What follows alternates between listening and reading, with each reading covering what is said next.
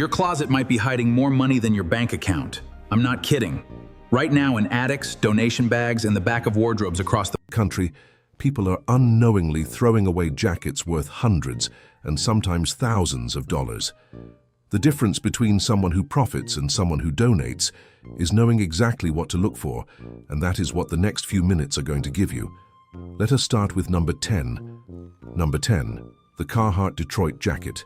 For decades, this was just a work jacket, something your dad wore on a job site, something you would find at the bottom of a pile at an estate sale, stiff as cardboard, smelling like a garage. Here is what most people do not know. That stiffness is 12-ounce 100% cotton duck canvas, a material so dense and so durable that the vintage versions are now treated like blue-chip collectibles. In 2026, vintage Carhartt pieces routinely clear $200, $400, and in the right configurations, well over $600 on Grailed and eBay. But not every Detroit jacket is worth the same. Here is the anomaly you need to find. Flip it open and look at the interior label. If it says made in USA and, more importantly, union made, you are holding a pre-1994 piece. That is the threshold.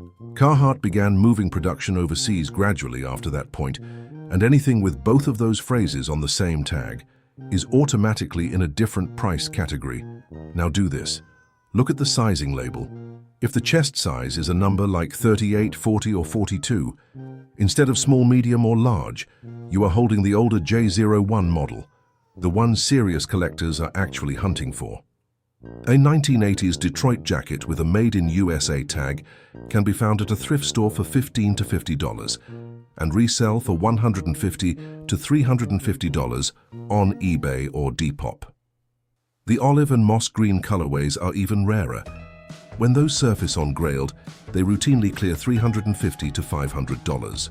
And if the lining inside is a heavy blanket material, a woven textile pattern instead of plain polyester, you have found the configuration that sits at the very top of the Carhartt market. Check the tag, check the sizing, check the lining.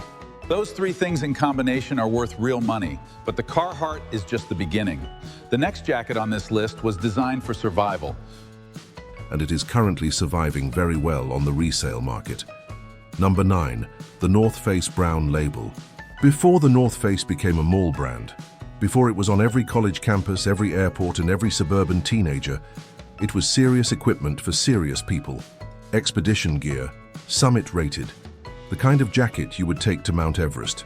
The pieces from that era have a very specific marker. Look at the back label.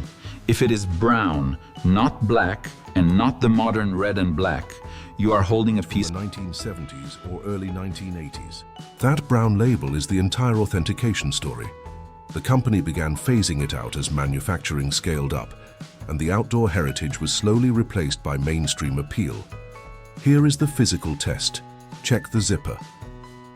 Early brown label pieces used Talon zippers, a brand that was standard in high-quality American outerwear before YKK dominated the market. A Talon zipper on a brown label jacket is a double confirmation of age. Now check the shell material. The earliest brown label down jackets were made with ripstop nylon, a tighter and more technical weave, rather than the 65-35 poly cotton blend that came later. Run your fingers across the surface. If it feels almost like a parachute and does not catch at all, that is the early construction. Gore-Tex brown label pieces are particularly valuable. Gore-Tex received its first patent in 1976, so any North Face jacket combining the brown label with Gore-Tex construction dates to the late 70s or very early 80s. This narrow production window makes those pieces genuinely scarce. In good condition, brown label Parkers and Expedition jackets sell consistently in the $200 to $400 range, with rare configurations going higher. A brown label Gore-Tex women's jacket sold on eBay in September 2025 for just under $100, and that was a worn example in a common colorway. Clean pieces in uncommon colors like yellow, olive green, or burnt orange command significantly more. If the jacket in your hands has a black label, it might still have value. But if it has a brown one, You need to stop what you are doing and look up the exact model before you go any further. The next jacket on this list is one that millions of people threw away in the 90s, thinking it was just sports merchandise. They were wrong. Number 8. The starter jacket. In the early 90s, everyone had one. A satin shell, an embroidered logo, and team colors so bold they could be seen from across a parking lot. Then fashion moved on, and these jackets ended up in donation bins, basement boxes, and attic bags. Here is what happened while they were sitting there. The resale market for vintage starter jackets exploded. A jacket that was sitting in a Salvation Army bin for $4.99 5 years ago is now regularly selling for $80 to $250 or more on eBay. And for the right team, the right colorway, and the right condition, significantly more than that. This is where you need to pay close attention. Not all teams are equal. The Charlotte Hornets teal and purple colorway is one of the most sought-after configurations in the entire vintage sportswear market. The franchise was suspended from 2002 to 2014, years during which no new Hornets merchandise existed, creating a supply gap that made original 90s pieces into artifacts. A Charlotte Hornets starter pullover in a size large recently listed on eBay for $299. But the absolute grail of starter jackets is the Hartford Whalers. That NHL franchise was permanently shut down in 1997. Every piece of original Whalers merchandise is now a closed supply collectible. There will never be new Whalers gear, and that fact has a very direct impact on market price. Other high-demand configurations include the Seattle Supersonics, the Vancouver Grizzlies, and the Tampa Bay Buccaneers in the original orange creamsicle colorway from before the team rebranded. The authentication is simple. You need the embroidered starter logo on the inside tag. Not printed, but embroidered, and the sewn-on team logo on the exterior. No iron-on graphics. Everything must be stitched. If you have one of these in a closet right now, look at the team before you do anything else. The next jacket goes back even further. And its value comes from a single letter. Number 7. The Levi's denim jacket, Big E. Levi's has been making denim jackets for over a century. The vast majority of them are worth between $30 and $80 on the second-hand market. They are perfectly fine vintage pieces, but there is a specific version that operates in an entirely different price bracket, and the only way to find it is to look at something most people walk right past. Pull the jacket off the hanger and find the small red fabric tab on the back right side. Look at the text on that tab. If the word Levi's is spelled with every letter capitalized, including a capital E, you are holding a pre-1971 piece. In 1971, Levi's changed the tab to a lowercase e. That one letter is the entire story. The jacket design matters too. The Type 3, the one with the pointed pocket flaps on the chest, the shape that became the permanent visual signature of the Levi's trucker, is what collectors are hunting for. A Big E Type 3 in good condition sells for $150 to $600. A pristine example in a rare size sold on eBay in 2022 for over $4,000. A Big E Type 3 sold on eBay in August 2025 for $175 in a size 36. A larger size, like a 48, in the same era sold for $314 in June 2025. Here is the additional test. Check the buttons. Early production jackets used plain copper or brass buttons stamped with a simple pattern. And if the denim itself has a faint colored thread running along the selvage edge, which is the raw and unfinished edge of the fabric, that is selvage construction. This is another confirmation of pre-1971 manufacture. The condition can be imperfect. These are 60-year-old garments, but the tab needs to be legible. That capital E is everything.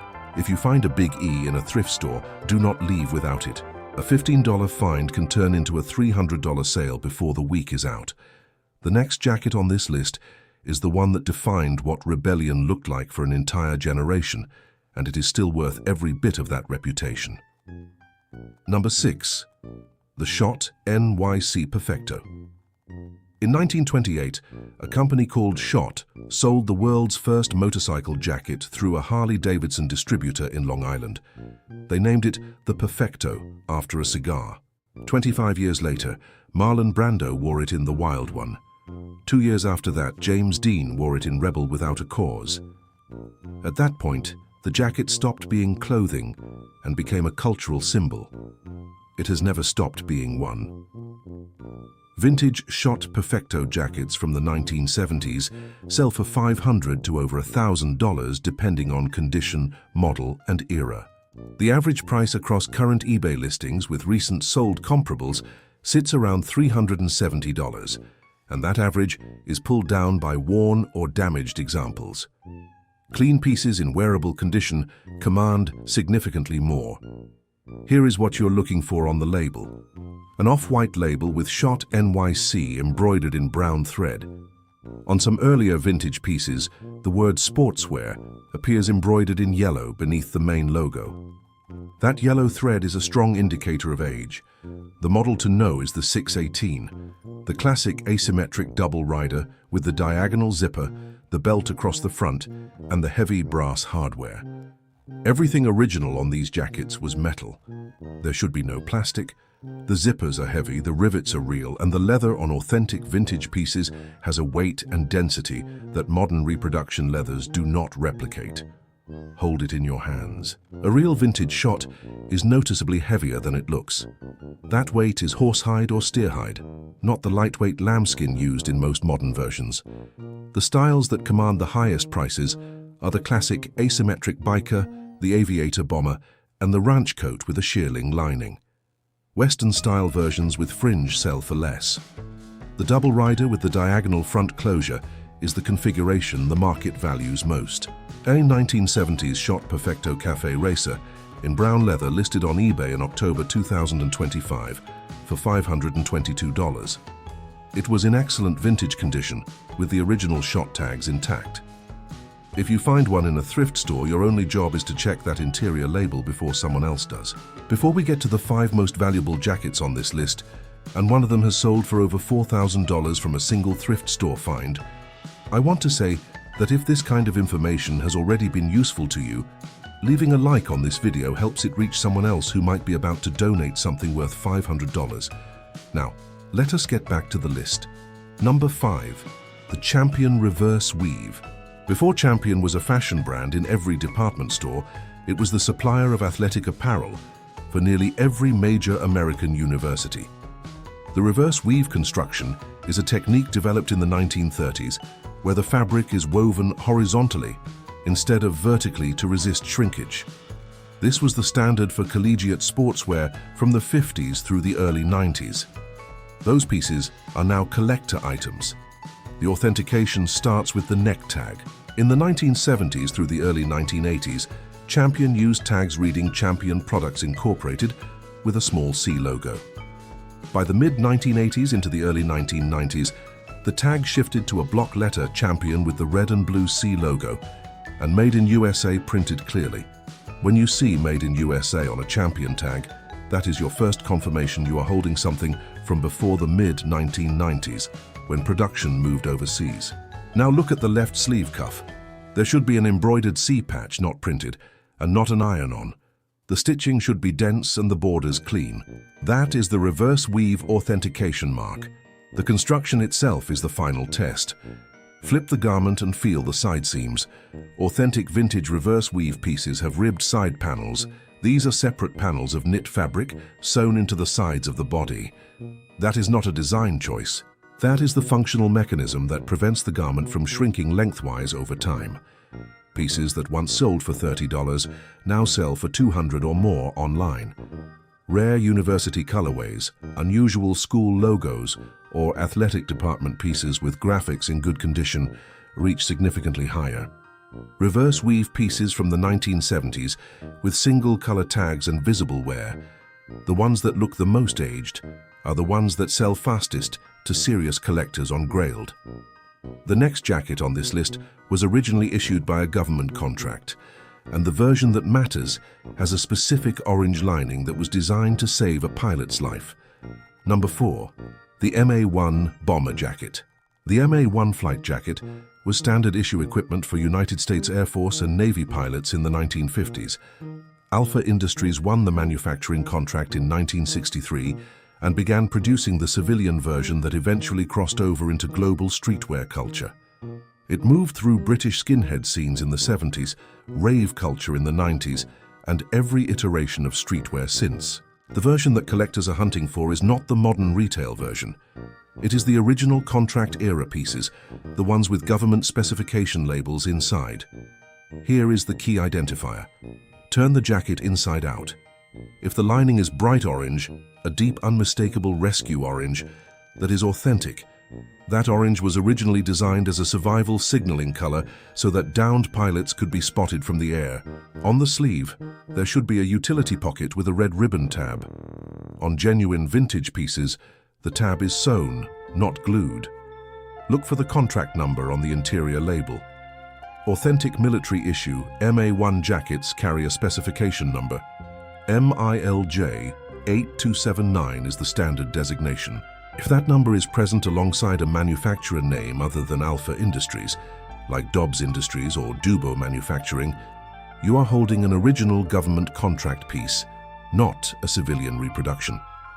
The Alpha Industries civilian vintage pieces from the 1970s and 1980s, with the grey label and the reversible orange lining intact, sell consistently in the $150 to $500 range for clean examples. True military contract pieces from the 1960s command more, particularly when the interior tags are legible and the fabric shows the original sage green color without fading. The construction detail that distinguishes the best examples is single-stitch seaming throughout the exterior. Before the mid-1990s, most American-made garments used a single thread on the exterior seams. After that, double needle stitching became standard. Run your finger along the shoulder seam and the cuffs. One thread. That is age. The next jacket defined American biker culture from the inside out, and the right version of it sells for money that would surprise most people who grew up seeing it on a rack. Number 3. The Harley-Davidson leather jacket. Harley-Davidson has been making officially licensed motor clothes since the 1970s.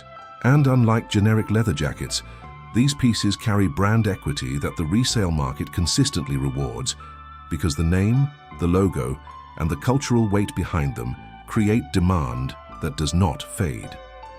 The pieces that matter most are the ones from before the brand's near bankruptcy in the early 1980s. The late 1970s and early 1980s jackets that predate the company's financial crisis and subsequent sale to new ownership. Those pieces have documentary value beyond the leather itself. Here is the authentication sequence. First, find the interior label. It should read Harley-Davidson Motor Clothes, the official apparel line designation. A Made in USA stamp on that label immediately places the piece in the pre-offshore production era. Now find the bar and shield logo, the rectangular bar with a shield superimposed on it. On authentic vintage pieces, this logo is embroidered or stamped in relief into the leather. It is not printed. If you press your fingernail gently against the logo and feel a raised texture beneath, that is real construction. A flat, ink-style logo is a reproduction marker. Check the zippers. Talon and Ideal zippers, both American brands that dominated the market before YKK, appear on the older pieces. They feature heavy brass pull tabs, not lightweight aluminum. On the resale market, a Harley-Davidson limited edition 100th anniversary leather jacket in size extra large sold on eBay in August 2025 for $200. A vintage leather biker jacket sold in July 2025 for $200. A 2003 100th anniversary jacket in size 3 extra large sold for $182 in July 2025. Rare fringe leather jackets from the motor clothes line list regularly in the $140 to $500 range, depending on condition and era. The pieces with the highest ceiling are leather jackets with original dealer patches from specific Harley dealerships, particularly dealerships that no longer exist. Those crossover collectibles attract both vintage clothing buyers and Harley brand historians. 2 jackets remain, and the second to last one traces its history back to Harvard University in 1865. Number 2. The varsity letterman jacket. In 1865, the Harvard baseball team sewed a large letter onto heavy wool sweaters to mark athletic achievement. By the 1930s, those sweaters had evolved into the wool and leather jacket that became one of the defining garments of American youth culture. For decades, they were manufactured by a small number of specialized American companies like DeLong, Butwin, Felco, and Circle S. Most of these have since closed or dramatically scaled back production. That closure is precisely why the originals are valuable. The construction is the authentication. The body should be melt-and wool, a dense and tightly woven wool that has a smooth, almost felt-like surface. Press your palm flat against it. It should feel substantial and almost heavy. The sleeves should be genuine cowhide leather, not vinyl and not bonded leather. Bend the sleeve. Real leather creases naturally and springs back. Synthetic materials crease differently and often crack at the fold lines. The closures should be metal snap buttons, not zippers and not modern plastic hardware. And the letter and decorative elements should be chenille, a raised and textured pile that you can feel when you drag your finger across it. It should not be embroidered flat and not printed. It must be a chenille pile. That texture is the mark of authentic athletic manufacture. The label to find is DeLong. It is the most sought-after manufacturer in the serious collector market. If you see DeLong on the interior tag of a wool and leather varsity jacket, you are holding the equivalent of a shot perfecto in the workwear world. A piece from a maker whose reputation the market actively prices in. Original 1950s and 1960s, letterman jackets in good condition sell for $200 to $500, depending on the team, school, and condition. Jackets with documented provenance, like a name stitched inside, a year, or a championship patch that can be verified, add a significant premium.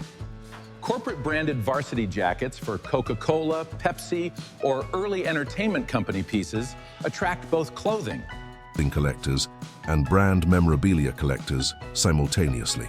This creates bidding competition that drives prices higher than either market would reach alone. And if you find a jacket with the original athlete's name still embroidered on the lining, do not wash it. Do not remove it. That name is part of the value.